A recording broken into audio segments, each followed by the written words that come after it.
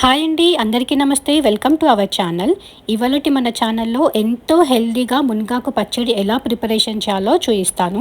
అందుకు ముందుగా ఒక కడాయి తీసుకొని అందులో 1 టేబుల్ స్పూన్ ఆయిల్ వేసుకొని మనం శుభ్రంగా 2-3 టైమ్స్ వాష్ చేసి పెట్టుకున్న మునగాకుని వేసుకోవాలి. మునగాకులో చాలా డస్ట్ ఉంటుంది.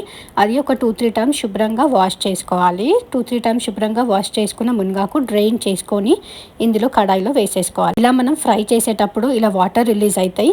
వాటర్ అన్ని రిలీజ్ అయ్యి వాటర్ ఇంకేంత వరకు కూడా మనం ఫ్రై చేసుకోవాలి. వాటర్ ఏమీ లేకుండా ఇలా మొత్తం కంప్లీట్గా వాటర్ అన్నీ ఇంకిన తర్వాత అప్పుడు తీసుకొని ఒక గిన్నెలో వేసి పెట్టుకుందాం.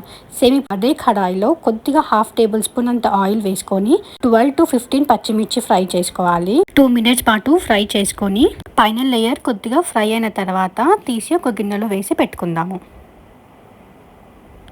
పచ్చిమిర్చి బదులు సేమ్ ప్రాసెస్లో ఎండుమిర్చి వేసుకొని కూడా చేసుకోవచ్చు.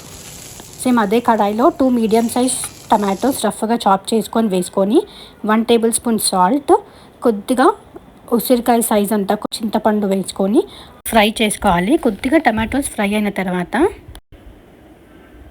అందులో 1/2 టేబుల్ స్పూన్ పసుపు వేసుకొని టమాటోస్ సాఫ్ట్గా మగ్గేంత వరకు కూడా ఫ్రై చేసుకోవాలి. పైన లేయర్ కొద్దిగా సాఫ్ట్ అయ్యేంత వరకు ఇలా ఫ్రై చేసుకొని టమాటోస్ కొద్దిగా కూల్ అయ్యేంత వరకు వెయిట్ చేద్దాం. ఒక 5 మినిట్స్ అయిన తర్వాత ఒక మిక్సీ జార్ తీసుకొని ముందు ఫ్రై చేసి పెట్టుకున్న మునగాకు ఇంకా పచ్చిమిర్చి పొట్టు తీసి పెట్టుకున్న ఒక 10 ఎల్లిపాయల దాకా వేసుకొని టమాటో ఫ్రై చేసుకుంది వేసేసుకొని అందులో 3 టేబుల్ స్పూన్ నువ్వుల పొడి వేసుకోవాలి. నువ్వుల పొడి లేకపోతే 3 టేబుల్ స్పూన్ నువ్వులు తీసుకొని ఫ్రై చేసుకొని మిక్సీ జార్లో నువ్వులు వేసుకొని నువ్వుల పొడి అయిన తర్వాత అప్పుడు అందులో మునగాకు వేసుకొని మెత్తగా పేస్ట్ చేసుకోవాలి.